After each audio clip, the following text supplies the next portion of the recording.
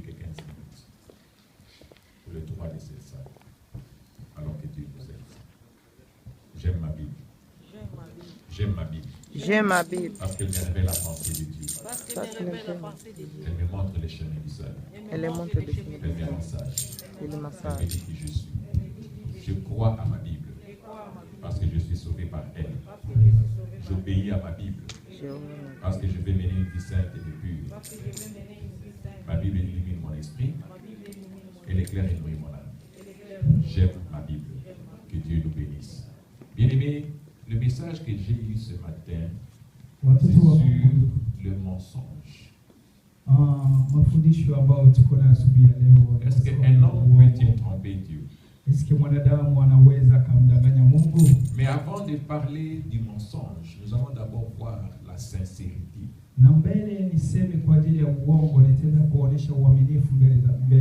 Parce que quelqu'un qui ment, c'est quelqu'un qui n'est pas sincère. Et dans l'église d'aujourd'hui, nous remarquons ce problème-là. La plupart des gens ne sont pas sincères envers eux-mêmes d'abord. Ne parlons pas des autres. Ne parlons pas des autres. Les chrétiens d'aujourd'hui disent aimer Dieu. Et pourtant, quand tu regardes leur comportement, cela ne reflète pas l'amour qu'ils ont envers Dieu. Cela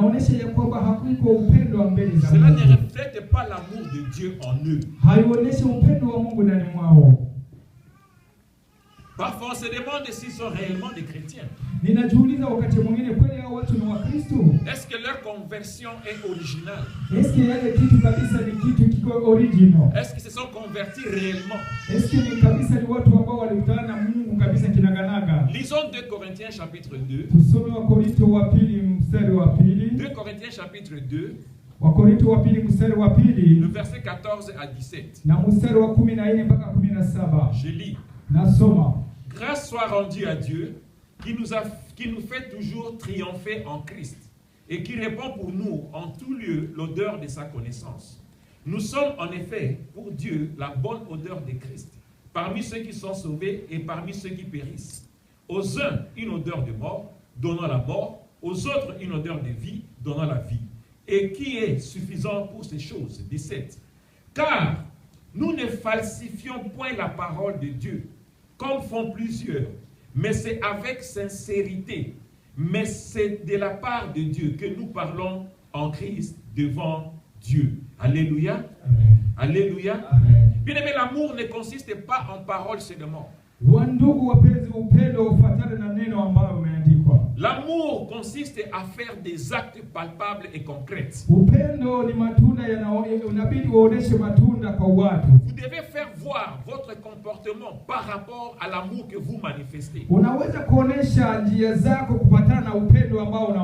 Quand vous aimez une femme par exemple, quand vous aimez un homme, tu dois le prouver. Tu dois le faire voir. C'est pourquoi la Bible nous dit dans Jacques 2, 26. Une foi sans œuvre est une foi morte.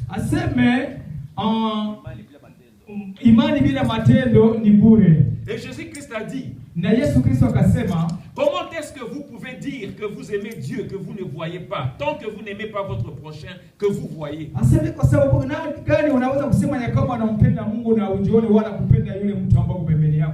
Je crois vous avoir dit ce matin qu'il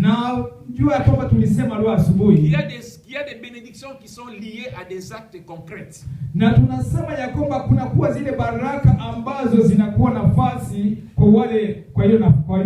y a aussi des bénédictions qui sont liées à l'esprit.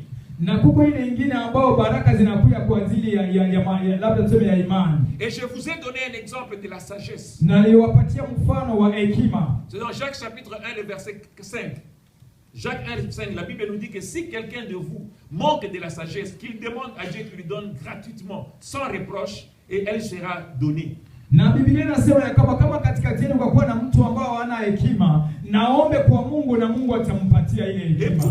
pourtant dans 2 Corinthiens 9, 6, la Bible nous dit, 2 Corinthiens 9, 6, la Bible nous dit, 6:9 inasema, celui qui sème peu moissonnera peu, et celui qui sème abondamment moissonnera aussi. Na yule ambaye anapanda kwa udogo na atapata kidogo. Na anapanda mengi kwa wingi na atakuwa amepata mengi. Bien aimé, ces deux bénédictions viennent de Dieu. Na ile zote baraka mbili zinatoka kwa Mungu. Mais ils sont obtenus d'une façon différente. Na inakuja katika njia ambazo sio sawa. La première à travers la prière, na moja inakuja kwa njia ya maombi, et la deuxième à travers la sémence. Na ingine inakuja kwa njia ya kutoa. Pourquoi? Parce que si vous ne sémez pas, vous n'allez pas récolter. Na inasema ya kwamba kama haukupanda hauwezi ukavuna. Il y a beaucoup de gens qui disent qu'ils aiment Dieu, qui ne voient pas, mais pourtant son prochain, ils ne l'aiment pas. Na kuna watu wengine ambao wanasema wanampenda Mungu na wanashindwa kupenda wale ambao wako wanaona. Et il y a aussi beaucoup de gens qui disent qu'ils aiment Dieu, qui ne voient pas, mais ils ne respectent pas ses commandements. Na kwa wengine ambao wanasema wanampenda Mungu wajione, lakini hawashike yale maandiko ya Mungu. Les chrétiens d'aujourd'hui choisissent quoi lire dans la Bible et quoi ne pas lire dans la Bible. Na Wakristo wa leo wanachagua ndani ya Biblia ile ambao wanaweza wakasoma na ile ambao hawezi wakasoma. Ils choisissent quoi obéir dans la Bible et quoi ne pas obéir. Na wanaangalia nini wanaweza wakatii ndani ya Biblia na nini ambayo hawezi wakatii ndani ya Biblia. Si aujourd'hui les pasteurs parlaient du péché, kama leo pastor akasema kwa ajili ya dhambi, donc ça ce n'est pas bien pour eux. Na ile siku kabisa itakuwa na vibana sema sio vizuri kwa wao. Quand vous allez lui poser la question de savoir qu'est-ce qu'on a dit à l'église, na wakamuuliza nini ambao walisema kanisani leo, il va te dire que je ne connais même pas. Atasema mimi sijui. Mais pourtant, mais quand on leur parle du mariage, lakini ukamwambia kwa ajili ya ndoa, ils sont très contents. Hata hapo kabisa roho yake itakuwa imetulia. Ils sont motivés. Atakuwa kabisa amechangamka kinaganaga.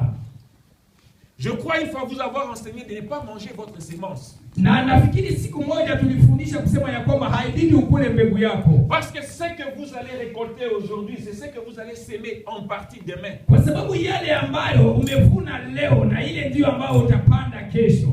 2 Corinthiens chapitre 4 le verset 2 nous dit. Wakorinto wa pili mstari wa 4 nasema. 2 Corinthiens 4:2 nous dit.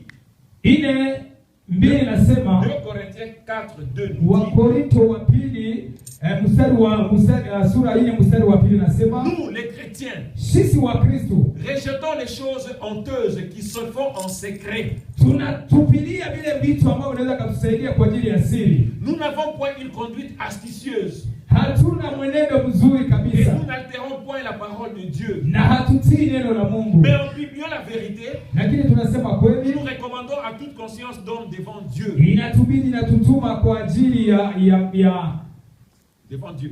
Ya conscience yetu mbele za Mungu. Bien-aimés, nous les chrétiens d'aujourd'hui, nous faisons beaucoup de choses en secret que le monde ne connaît pas. Leo sisi wa Kristo tunafanya vitu kwa vitu ambao dunia haijui. Nous nous cachons derrière la parole de Dieu. Tunajifichikia nyuma ya neno la Mungu. Nous nous cachons derrière la Bible. Tunajifichikia nyuma ya Biblia. Et pourtant nous oublions une chose. Lakini tunasahau kitu kimoja. Que le diable c'est notre adversaire.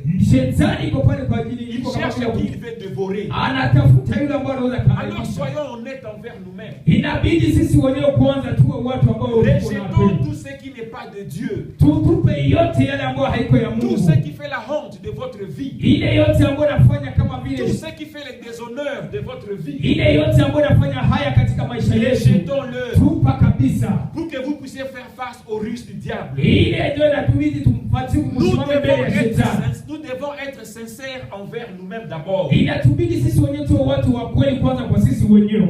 Le diable se joue de nous. Na shetani iko pale kwa ajili yetu. Parce qu'il sait que vous avez une reproche. Kwa sababu anajua kama kuna kitu fulani ambacho tumefunzwa. Il sait que nous ne sommes pas honnêtes envers nous-mêmes. Anajua kama kwanza sisi wenyewe hatuko kweli mbele zetu. Regardez un peu l'histoire de David. Angalia kwanza historia za David. Il s'est présenté devant Goliath. Alifika mbele ya Goliath. On lui a donné des armures. Wakamupatia vitu vya kuvaa. On lui a donné des armes. Wakamupatia masilaha. Il a essayé. Akapima. Il n'a pas été confortable. Akasema hivi vinyele. Il a dit non. Akasema non, je ne peux pas combattre avec ceci. Siwezi nikapigana na hivi vitu. Il était sincère envers lui. Alikuwa kwanza yeye mwenyewe mwaminifu kwake. Donc il savait que alijua ya kwamba si je vais aller en combat devant Goliath avec ses armures. Akasema ya kwamba kama mimi naweza enda mbele ya Goliath na hivi vitu ambavyo nimevaa. Goliath va me gagner. Anaweza kunishinda. Alors il s'est débarrassé de ses armes. Il a dit que je ne suis pas confortable. Akasema mimi kabisa sijisikie nafuu kuvaa hivi vitu. Qu'est-ce qu'il a fait? Nini alifanya? Il a pris une lance lance-pierre akakamata mnani yake mjaleti et 5 pierres. na majiwe 5.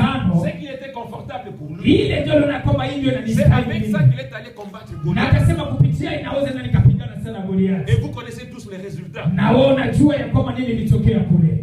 Bien-aimés, il y a des églises aujourd'hui dont les pasteurs ne prêchent plus la vérité. Kunakuwa ndugu zangu, kunakuwa leo makanisa ambao mapasta wahubiri kweli. Et pour répondre à la question de ma sœur, Na kwa sababu ya kuchibia kwa ile swali ya dada yetu Delia, nous les chrétiens nous favorisons certaines choses, certains méfaits dans l'église. Sisi kama vile Wakristo tunakuwa na vitu fulani ambao kwanza tunaweka mbele ndani ya kanisa. Nous suivons les spectacles au lieu de suivre les miracles. Tunakuwa tunaona vitu vya kuchekesha kuliko tuone mjiza kwa Mungu. Le vrai miracle, mjiza wa kweli, c'est la parole de Dieu. Ni neno la Mungu. Piga Bwana Yesu makofi.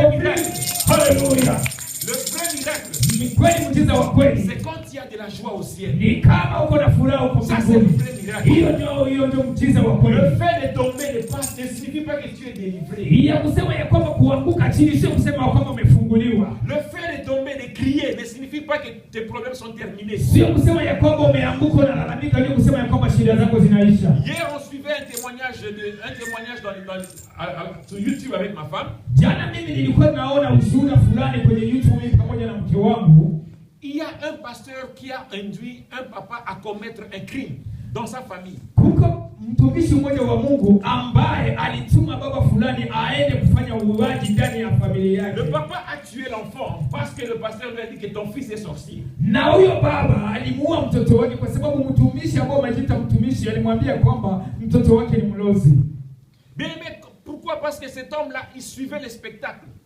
Wandugu, ni kwa sababu gani? Kwa sababu ule baba yuko anaona kama vile tunaweza ita mchezo tu. Donc il suivait les spectacles, alors le pasteur l'a séduit. Na kama anafuata tu na japokuwa pasteur amekuwa tayari amemwekea kitu kibaya cha kumsukuma ile awe mtoto wake. Prêchons la parole de Dieu. Hubiri neno la Mungu. Soyons honnêtes envers nous-mêmes. Kuwa uwazi mbele zako mwenyewe. Prenons conscience de l'existence de Dieu. Kamata kabisa ile kitu inaitwa uwazo mzuri ndani mbele za Mungu. Regardez un peu l'histoire de Samson. Angalia hata hiyo historia ya Samson. Vous allez dans le livre de Juges chapitre 16, du parti du verset 21 à 30. Juges 16, 21 à 30. Samson lui-même n'était pas franc envers lui-même. Samson yeye mwenyewe hakuwa uwazi mbele zake yeye mwenyewe. S'il était sincère, angilikuwa kabisa mtu wa kweli, il n'allait pas terminer comme il avait terminé. Hangemaliza jinsi alimaliza. Parce qu'il savait où se cachait sa force. Kwa sababu alijua wapi kwenye nguvu zake zimejificha. Il est allé les révéler à une femme. Lakini akaenda kuiambia mwanamke fulani. Pourquoi? Parce qu'il était faible devant la femme. Kwa sababu alikuwa namna gani? Alikuwa mdhaifu mbele ya yule mwanamke. Bien-aimé, la Bible nous dit qu'un homme prudent voit le mal venir et se protège. Biblia inasema ya kwamba mtu ambao yuko na akili wala mtu ambao yuko na busara anaona kambali na yeye mwenyewe anajiepusha na yale mabaya. C'est ce que beaucoup de chrétiens d'aujourd'hui manquent. Ile ndio ambao Wakristo wale wamekosa. Tout un chacun de nous avons des faiblesses. Sisi sote tuko na udhaifu. Mais construisons un mur tout autour de nous afin de pouvoir nous protéger. Lakini inabidi tujenge ua mbele zetu ili tupate kuepukana na yale mabaya. Si vous voyez que kama unaona cette occasion ou cette chose est une occasion de chute pour toi, kama unaona ya kwamba hili kitu kinakuja kwa sababu ya maanguko yangu, évite-le. Achana nayo. Évite-le. Achana nayo. En fait, la Bible nous dit dans Matthieu chapitre 5, de verset 29 à 30. Na Biblia inatuambia katika kitabu cha Mathayo, Matthieu 5, 29 à 30. 5:29 mpaka 30. Si ton œil kama macho yako est une occasion de chute pour toi, kama ndio inaweza kuwa maanguko yako, coupe-le. Katayo. Enlève-le. Tosha kabisa. Et si ton bras, kama ni mkono wako, c'est une occasion de chute pour toi, kama ndio inaweza kuwa udhaifu wako, coupe-le. Kata kabisa. Bien aimé, nous avons tous Wandugu zangu tuko na yote.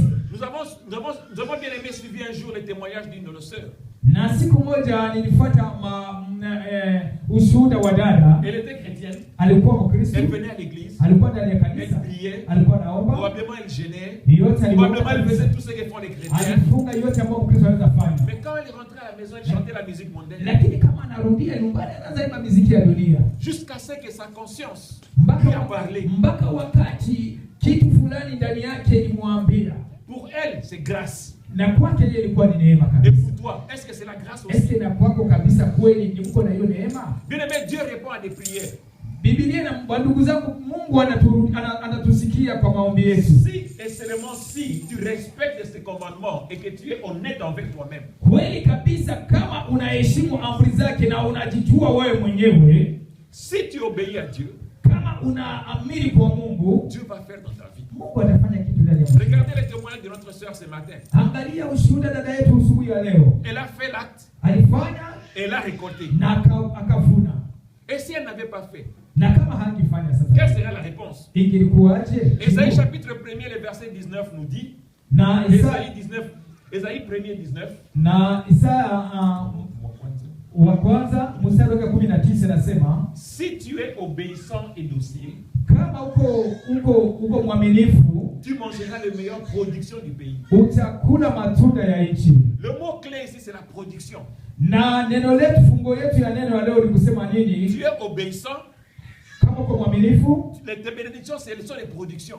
na utavuna yale La uaminifu. Bible ne parle pas du produit, Na Biblia iseme kwa sababu ya mais matunda. il dit de la production. Inasema kwa sababu ya Ça matunda. signifie des bénédictions. Inasema ya kwamba kwa ajili Il y a ya baraka. plusieurs bénédictions dans les mains de Dieu. Kuna kuwa baraka nyingi sana kwenye Mais si mikono tu ya es Mungu. seulement obéissant à sa parole, Lakini kama uko tu mwaminifu kwa neno si tu lake, respectes seulement ses commandements, kama unaheshimia agano zake, si tu es seulement honnête envers toi-même, na kama uko mwaminifu kwa wewe mwenyewe, si tu es sincère, na kama uko mtu wa kweli kabisa, alors Dieu va te bénir. Mungu atakubariki. Alors Dieu va te bénir. Mungu atakubariki. Bien-aimés, marchons dans la sincérité. Ndugu yangu, tembea katika kweli wala utakaso. L'odeur de Dieu va vous suivre partout. Na harufu ya Mungu itakufuata nafasi yote. Nous sommes le parfum de Dieu. Sisi ni kama vile perfume ya Mungu na marashi ya Les Mungu. chrétiens, nous sommes la Bible vivante. Na Wakristo ni kama Biblia ambayo inaishi. Il y a des gens qui sont dans la cité qui vous lisent. Na kuna kuwa watu ambao wako kule nje wako wanakuangalia Pour lui de venir à l'église, il te regarde de toi. Na kwa sababu yeye akuja kanisani inabidi kwanza akuone wewe. Mais s'il voit que tu n'es pas sincère, Lakini akaangalia wewe kama uko mtu wa kweli. comment est-ce que ce monsieur ou cette dame-là va venir à l'église? Anaweza kuja je kanisani? Alléluia. Amen. Alléluia. Amen. Bien aimé, pour les vivants, nous sommes une odeur de vie.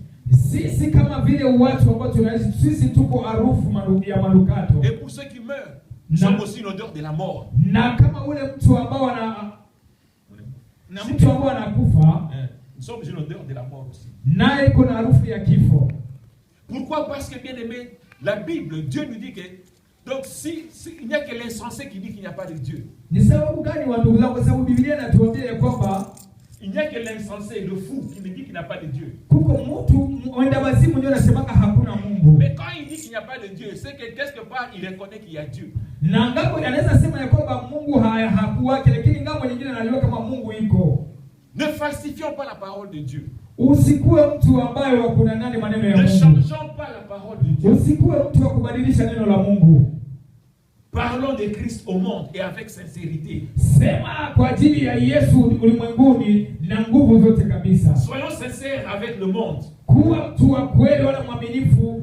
Soyons sincères envers nous-mêmes. Na ukuwa mtu mwaminifu kwa wewe mwenyewe. C'est alors que nous verrons la gloire de Dieu. Na hapo utakuwa unaona utukufu. C'est alors que vous verrez les bénédictions descendre. Na hapo utaona baraka zinashuka. Dieu va mettre sa main sur vous. Na hapo utaona Mungu anaweka mkono wake juu yako.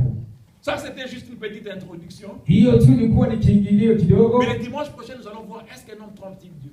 Na siku Sunday ambayo nakuja tunaona kwamba mtu wala mwanadamu anaweza kumdanganya Mungu. Alléluia. Amen. Alléluia. Amen. Que Dieu nous bénisse. Na Mungu awabariki. Levons-nous. Tusimame. Pigia Bwana Yesu makofi na vigelegele za mbele. Kwa watu wakishangilia neno la Mungu. Nous allons maintenant nous répondre.